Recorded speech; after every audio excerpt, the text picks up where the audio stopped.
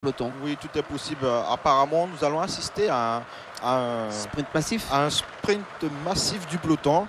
Et là, José, il y a un garçon qui s'appelle James Granville. Oui, oui, il y en a plein. Hein. Il y a du côté de la Martinique des Nara qui peuvent également, du côté de la Guadeloupe aussi, on les connaît. Le voilà, ce fameux giratoire, ils ne vont pas le prendre dans le grand sens. Hein. Rappelez-vous, il y avait une polémique, mais ils sont obligés de passer par là. C'est le plus direct pour arriver ici du côté de l'avenue Élie Castor, devant la maison, l'ex-maison artisanale. Trois hommes, voilà. Si jamais on pouvait avoir un petit peu, car là, c'est très difficile pour nous d'avoir leur nom. Si on pouvait essayer de nous donner une petite information concernant les coureurs, ça revient. Ah là là, c'est un sprint massif qui se prépare. C'est un sprint massif qui se prépare ici.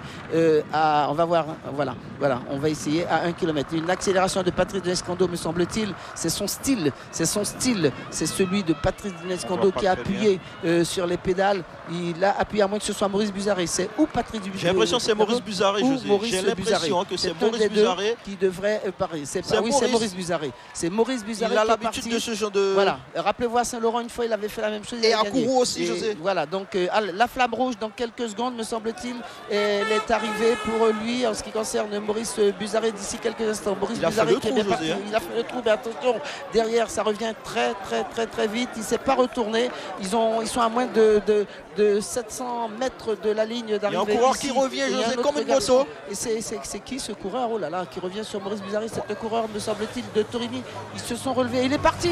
Il est parti, ce coureur. Il ne s'est pas regardé. Le garçon qui est parti, me semble-t-il, on va voir tout de suite son numéro de dossard qui est parti. Elman, on va voir si c'est lui. Si c'est Elman, eh bien chapeau. Hein. C'est tout ce que l'on peut dire. Aïe, c'est dommage. C'est tout ce que l'on peut dire. Son numéro de dossard, malheureusement, on ne le voit pas très bien. On ne le voit pas très bien, mais le ploteur, on ne n'a pas encore dit son dernier mot. Regardez, Marc-Joseph s'est relevé. Le peloton est toujours là. Attention, c'est pas fini, c'est un sprint. Miguel Laurent est là.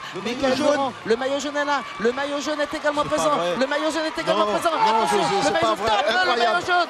Voilà donc victoire de Melvin Brunière qui remporte ce sprint à l'issue de la 6e étape et conserve bien obligatoirement son maillot jaune.